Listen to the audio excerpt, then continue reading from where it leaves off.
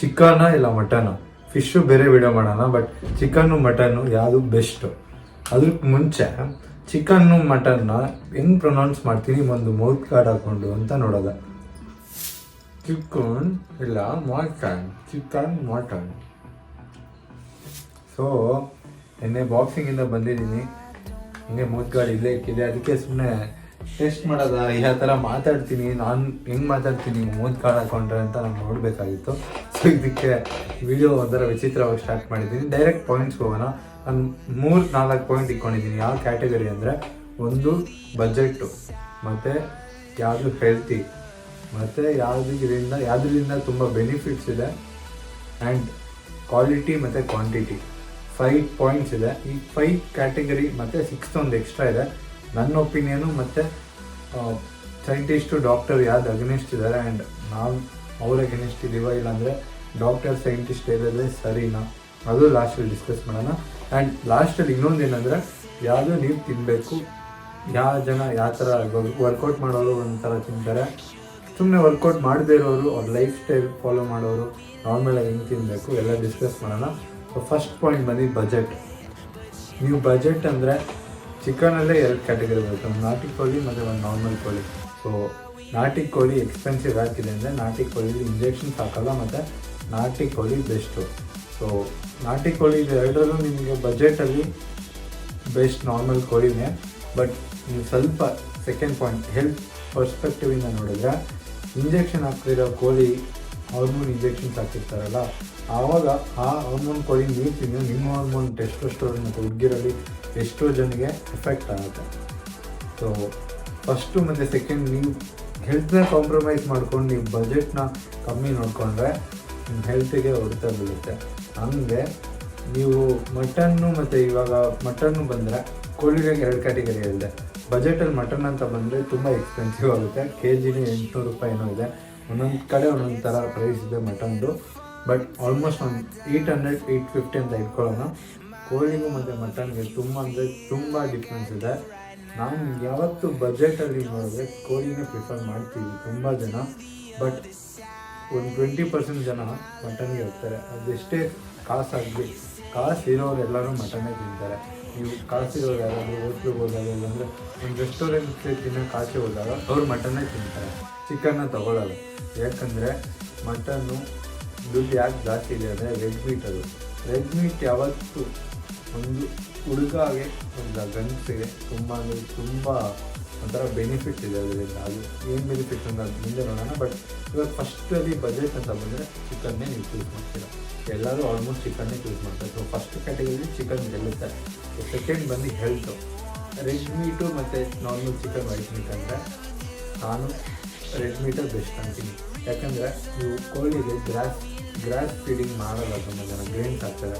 ಅಂದರೆ ಏನು ಗ್ರೇನ್ಸ್ ಅಂದರೆ ನಿಮ್ಗೆ ಗೊತ್ತಿರ್ಬೋದು, ಗ್ರೇನ್ಸ್ ಹಿಂಗೆ ಹಾಕಿ ತಿನ್ನಿಸ್ತಾರೆ, ಅದರಿಂದ ಅದಕ್ಕೆ ಡೈಜೆಷನ್ ಪ್ರಾಪರ್ ಆಗೋಲ್ಲ.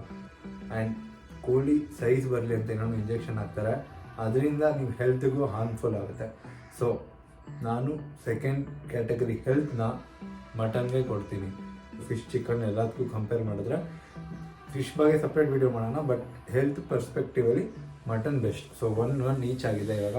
ಸೊ ಥರ್ಡ್ ಪಾಯಿಂಟ್ ಬಂದು, ಈ ವಿಡಿಯೋ ಸ್ಕಿಪ್ ಮಾಡಿಲ್ಲ, ಸೊ ಬ್ಯಾಕ್ ಹೋಗ್ಬಿಟ್ಟು ಫೋನ್ ವಿಡಿಯೋ ಆಫ್ ಮಾಡಿಬಿಟ್ಟು ಫಸ್ಟ್ 3 ಕ್ಯಾಟಗರಿ ಏನೇನಿದೆ ಅದನ್ನು ನೋಡಿಬಿಟ್ಟು ಪಾಯಿಂಟ್ಸ್ ತಿರ್ಗಾ ಗೊತ್ತಾಗಿದೆ. ಮತ್ತು 4th ಕ್ವಾಂಟಿಟಿ ಮತ್ತು 5th quality. So third point ಬಂದು ಬೆನಿಫಿಟ್ಸ್.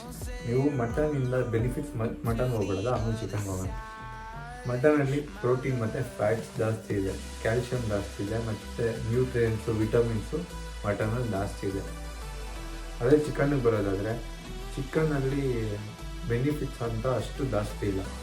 ಚಿಕನಲ್ಲಿ ಬೆನಿಫಿಟ್ಸ್ ಬಂದು ಪ್ರೋಟೀನ್, ಹೈ ಪ್ರೋಟೀನ್ ಇದೆ, ಮತ್ತು ಕ್ಯಾಲರೀಸ್ ಕಮ್ಮಿ ಇದೆ. ಬಟ್ ಮಟನಲ್ಲಿ ಪ್ರೋಟೀನ್ ಮತ್ತು ಫ್ಯಾಟ್ಸು ಮತ್ತು ಕ್ಯಾಲ್ಶಿಯಮ್ಮು ಮತ್ತು ಕಾರ್ಬೋಹೈಡ್ರೇಟ್ಸ್ ತುಂಬ ಕಮ್ಮಿ ಇದೆ. ನೀವು ಕಾರ್ಬೋಹೈಡ್ರೇಟ್ಸ್ ಯಾವ್ದು ಜಾಸ್ತಿ ಇದೆ ಅದು ಮೀಟ್ ಒಳ್ಳೇದಲ್ಲ ಅಂತ ಅರ್ಥ. ಬಟ್ ಚಿಕನಲ್ಲಿ ಸ್ವಲ್ಪ ಕಾರ್ಬೋಹೈಡ್ರೇಟ್ಸ್ ಇದೆ, ಬಟ್ ಅದು ನೆಗೋಷಿಯಬಲ್ ಅನಿಸುತ್ತೆ. ಬೆನಿಫಿಟ್ಸ್ ಅಂತ ಬರೋದಾದರೆ, ಈ ಎರಡರಲ್ಲಿ ಯಾವುದು ಬೆನಿಫಿಟ್ ಜಾಸ್ತಿ ಕೊಡುತ್ತೆ ಅಂದರೆ, ಹುಡುಗರಿಗೆ ಮಟನ್ ಜಾಸ್ತಿ ಕೊಡುತ್ತೆ, ಹುಡುಗಿರಿಗೆ ಚಿಕನ್ ಜಾಸ್ತಿ ಬೆನಿಫಿಟ್ಸ್ ಕೊಡುತ್ತೆ. ಸೊ ಈಕ್ವಲ್ ಆಗಿರೋದ್ರಿಂದ ಥರ್ಡ್ ಪಾಯಿಂಟ್ನ 1 ಪಾಯಿಂಟ್ ಈಚ್ ಕೊಡೋಣ. ಸೊ 2 ಈಚ್ ಆಗಿದೆ. ಕ್ವಾಲಿಟಿ ಕ್ವಾಂಟಿಟಿಲಿ ಗೊತ್ತಾಗ್ಬಿಡುತ್ತೆ ಯಾವ್ದು ಗೆಲ್ಲುತ್ತೆ ಅಂತ. ಯಾಕಂದರೆ ಕ್ವಾಲಿಟಿ ಮತ್ತು ಕ್ವಾಂಟಿಟಿ ಎರಡು ಮಟನೇ ಗೆಲ್ಲುತ್ತೆ. ಕೆಲವು ಮಟನ್ ಕ್ವಾಲಿಟಿ ಅಂದರೆ ನೀವು ಒಳ್ಳೆ ಅಂಗಡಿಯಿಂದ ಇಸ್ಕೋತಾ ಇದ್ದೀರ ಅಂದರೆ ಮಟನ್ ಬೆಸ್ಟ್.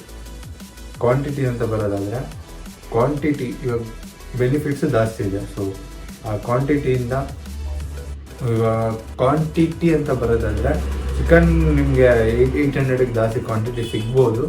ಬಟ್ ನಾನು ಎಲ್ಲ 5 ಪಾಯಿಂಟ್ಸ್ನ ನಾನು ಓವರ್ ಆಲ್ ಒಂದು ವಿನ್ನಿಂಗ್ ಪೊಸಿಷನ್ ಕೊಡಬೇಕಂತ ಹೇಳಿದ್ರೆ ಮಟನ್ಗೆ ಕೊಡಬೇಕು. ಸೊ 5th ಮತ್ತು ಕ್ವಾಂಟಿಟಿ ಆ್ಯಕ್ಚುಲಿ ಚಿಕನ್ ಇರೋದು, ಬಟ್ ಗೆಲ್ಬೇಕು ಮಟನ್ ಅಂತ ನಾನು 2 ಮತ್ತು 4 ಮಟನ್ ಗೆಲ್ಲುತ್ತೆ. ಸೊ ಮಟನ್ ಬೆಸ್ಟ್ ಅಂತ ಗೊತ್ತಾಯಿತು. ಇವಾಗ ನನ್ನ ಪ್ರಕಾರ ಏನಂತ ನಿಮ್ಗೆ ಹೇಳ್ತೀನಿ. ನನ್ನ ಪ್ರಕಾರನೇ ಮಟನ್ನೇ ಬೆಸ್ಟ್. ಅದಕ್ಕೆ ನಾನು ಸಪೋರ್ಟ್ ಮಾಡ್ತಾ ಇರೋದು ಮಟನ್ಗೆ. ಯಾಕಂದರೆ ಮಟನ್ ದುಡ್ಡು ಜಾಸ್ತಿ ಇರ್ಬೋದು, ಬಟ್ ನಿಮ್ಮ ಹೆಲ್ತ್ ಪರ್ಸ್ಪೆಕ್ಟಿವಿಂದ ಬೆನಿಫಿಟ್ಸು ಮತ್ತು ಒಂದು ಲಿವಿಂಗ್ ಬೀಯಿಂಗ್ ಇಲ್ಲಾಂದರೆ ಹ್ಯೂಮನ್ ಬೀಯಿಂಗ್ ಆಗಿ ನಾವು ಮಟನ್ನೇ ತಿನ್ನಬೇಕು, ಇಲ್ಲ ರೆಡ್ ಮೀಟ್ ತಿನ್ನಬೇಕು ಅಷ್ಟೇ ತಿಂತೀನಿ. ಯಾಕಂದರೆ ಬೆನಿಫಿಟ್ ಜಾಸ್ತಿ ಇದೆ, ಪ್ರೋಟೀನ್ ಮತ್ತು ಫ್ಯಾಟ್ಸ್ ಇದೆ. ಫ್ಯಾಟ್ಸ್ ತಿನ್ನಬಾರ್ದು, ಫ್ಯಾಟ್ಸ್ ಕೆಟ್ಟದು ಅಂತ ಹೇಳ್ತಾರಲ್ಲ. ನೀವು ಸ್ವಲ್ಪ ಇದೇ ಒಂದು 10 ವರ್ಷ ಹಿಂದೆ 10,000 ವರ್ಷ ಹಿಂದೆ ಹೋದರೆ ಅವಾಗೇನಾದರೂ ಪ್ರೋಟೀನ್ ಫ್ಯಾಟ್ಸ್ ನೋಡ್ಕೊಂಡು ತಿಂತಾಯಿದ್ರ? ಅವ್ರು ಡೈರೆಕ್ಟ್ ಕೈ ಹಾಕ್ತಿದ್ರು, ಯಾವ ಮಾಂಸ ಸಿಗುತ್ತೋ ಆ ಮಾಂಸ ತಿಂದು, ಹುಲಿ ಮಾಂಸ, ಸಿಂಹ ಮಾಂಸ, ಎಷ್ಟು ಫ್ಯಾಟ್ ಇದೆ, ಪ್ರೋಟೀನ್ ಇದೆಯಾ ಅದೆಲ್ಲ ಯೋಚನೆ ಮಾಡ್ತಿದ್ರ? ಖಂಡಿತ ಸಿಂಹ ಮತ್ತು ಹುಲಿಲೆಲ್ಲ ಹೈ ಫ್ಯಾಟೇ ಇರುತ್ತೆ. ಸೊ ಆ ಮಾಂಸ ತಿಂತಾ ಇರೋರು ಏನಾದರೂ ಆಗ್ತಿತ್ತು ಅವ್ರಿಗೆ, ಫ್ಯಾಟ್ ಆಗ್ತಿದ್ರ? ಇಲ್ಲ ಅಲ್ವಾ? ಈ ಇಂಡಸ್ಟ್ರಿಯಲ್ ಫುಡ್ಡು ಮತ್ತು ಏನಂತಾರೆ ಕಾರ್ಬೋಹೈಡ್ರೇಟ್ಸ್ ಜಾಸ್ತಿ ತಿನ್ನೋದ್ರಿಂದ ಜನ ದಪ್ಪ ಆಗ್ತಿದ್ದಾರೆ.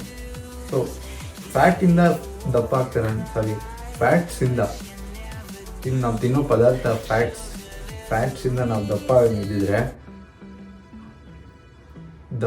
ಆಗಂಗಿದ್ದಿದ್ರೆ ಎಷ್ಟು ಜನ ದಪ್ಪ ಆಗ್ತಿದ್ರು ಅಂದರೆ ನಿಮ್ಗೆ ಗೊತ್ತಿಲ್ಲ. ಸ್ಯಾಚುರೇಟೆಡ್ ಫ್ಯಾಟ್ಸ್ ಬೇರೆ, ಜಸ್ಟ್ ಫ್ಯಾಟ್ಸ್ ಮೀಟಿಂದ ಎಲ್ಲ ನ್ಯಾಚುರಲ್ ಪ್ರಾಡಕ್ಟ್ಸಿಂದ ಬರೋ ಫ್ಯಾಟ್ಸ್ ತುಂಬ ಬೇರೆ. ತುಪ್ಪ, ಬಟರು, ನ್ಯಾಚುರಲ್ ಫ್ಯಾಟ್ಸ್ ಅಂದರೆ ತುಪ್ಪ, ಬಟರು, ಮಟನ್ನು, ಚಿಕನ್ನು ಮತ್ತು ನೀವೇನೇ ಅನಿಮಲ್ ಫುಡ್ಸ್ ಏನಾದರೂ ಅದು ಒಳ್ಳೆ ಫ್ಯಾಟ್, ಹೆಲ್ತಿ ಫ್ಯಾಟ್ಸ್ ಅಂತಾರೆ. ಅದರಿಂದ ನಿಮ್ಗೆ ಏನು ಹಾರ್ಮ್ಫುಲ್ ಏನೂ ಇಲ್ಲ. ನಿಮಗೇನು ಹಾರ್ಟ್ ಅಟ್ಯಾಕ್ ಆಗಿಬಿಡಲ್ಲ, ಇಲ್ಲ ಹೈ ಕೊಲೆಸ್ಟ್ರಾಲ್ ಆಗಿಬಿಡಲ್ಲ. ನನಗೆ ಈ ಹೈ ಕೊಲೆಸ್ಟ್ರಾಲ್ ಇರೋರು ಡಾಕ್ಟರ್ ಸೈಂಟಿಸ್ಟ್ ಇವಾಗ ಹೇಳ್ತಾರಲ್ಲ, ಕಾರ್ಬೋಹೈಡ್ರೇಟ್ಸ್ ಜಾಸ್ತಿ ತಿನ್ನಬೇಕು, ಫ್ಯಾಟ್ಸ್ ಕಮ್ಮಿ ಮಾಡಬೇಕಂತ. ನೀವು ಫ್ಯಾಟ್ಸ್ ಜಾಸ್ತಿ ಮಾಡಿದ್ರೆ ಕೊಲೆಸ್ಟ್ರಾಲ್ ಆಟೋಮೆಟಿಕಾಗಿ ಕಮ್ಮಿ ಬರುತ್ತೆ. ಯಾಕೆಂದರೆ ನೀವು ಕೊಲೆಸ್ಟ್ರಾಲ್ ಐಟಮ್ ತಿಂತಾ ಇದ್ದೀರಾ. ಆದರೂ ನೀವು ಇಂಡಸ್ಟ್ರಿಯಲ್ ಫುಡ್ಸ್ ಅಂದರೆ ಪ್ಯಾಕ್ಡ್ ಫುಡ್ಸ್, ಚಾಕ್ಲೇಟು, ಲೇಸು, ಕುರ್ಕುರೆ, ಈ ಇಂಡಸ್ಟ್ರಿಯಲ್ ಫುಡ್ಸ್ ಇದೆಲ್ಲ. ಸೊ ಅದನ್ನ ತಿನ್ನೋದು ಬಿಟ್ಟು ನೀವು ಹೆಲ್ತಿ ಫ್ಯಾಟ್ಸು, ಹೆಲ್ತಿ ಪ್ರೋಟೀನ್ ತಿಂದರೆ ನಿಮಗೇನು ಕೊಲೆಸ್ಟ್ರಾಲು, ಏನು BP, ಶುಗರ್ ಏನೂ ಬರೋಲ್ಲ. ಆ್ಯಂಡ್ ಕಾರ್ಬೋಹೈಡ್ರೇಟ್ಸ್ ಬರೋದಾದರೆ ಯಾವುದು ನೀವು ಹೈ ಕಾರ್ಬ್ ಡಯಟ್ ಅಂತಾರಲ್ಲ, ಡೈಲಿ ಅನ್ನ, ಮುದ್ದೆ ಮತ್ತು ಓಟ್ಸು, ಇದೆಲ್ಲ ಕಾರ್ಬೋಹೈಡ್ರೇಟ್ಸ್. ಇಲ್ಲ ಕಾಂಪ್ಲೆಕ್ಸ್ ಕಾರ್ಬ್ಸ್ ಇರ್ಬೋದು. ಇದೆಲ್ಲ ನಿಮ್ಗೆ ಅರ್ಥ ಬೇಕಾಗಿರೋ ಟರ್ಮ್ಗಳು, ಸೈಂಟಿಫಿಕ್ ಆಗಿರೋ ಹೆಸರು ಕೊಟ್ಟಿದ್ದಾರೆ. ಬಟ್ ಕಾಂಪ್ಲೆಕ್ಸ್ ಕಾರ್ಬ್ಸ್, ಏನೇ ಕಾರ್ಬ್ಸ್ ಇದ್ದರೆ ನೀವು ಜಾಸ್ತಿ ಕಾರ್ಬ್ಸ್ ತಿಂದರೆ ನೀವು ಹೈ ಪರ್ಫಾರ್ಮೆನ್ಸ್ ಮಾಡೋಕ್ಕಾಗಲ್ಲ. ಆ್ಯಂಡ್ ಸ್ಲೋಲಿ ನೀವು ಟ್ಯಾಪ್ ವಾಟರ್ ಅಂತ ಬರೋದಾದರೆ, ಟ್ಯಾಪ್ ವಾಟರಲ್ಲಿ ನಿಮಗೆ ಒಂದು ಫ್ಲೋರೈಡ್ಸ್ ಅಂತ ಬರುತ್ತೆ. ಆ ಫ್ಲೋರೈಡ್ಸ್ ಜಾಸ್ತಿ ಆಗ್ತಾ ಅದೊಂದು ಸಪ್ರೇಟ್ ವಿಡಿಯೋ ಮಾಡ್ತೀನಿ.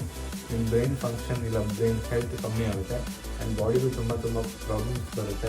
ಸಪ್ರೇಟಾಗಿ ವಿಡಿಯೋ ಮಾಡೋಣ. ಬಟ್ ಇವಾಗ ಕಾರ್ಬೋಹೈಡ್ರೇಟ್ಸ್ ಕಮ್ಮಿ ಇರಬೇಕು, ಅವಾಗೆ ಮನುಷ್ಯ ಹೆಲ್ತಿ ಆಗಿರ್ತಾರೆ.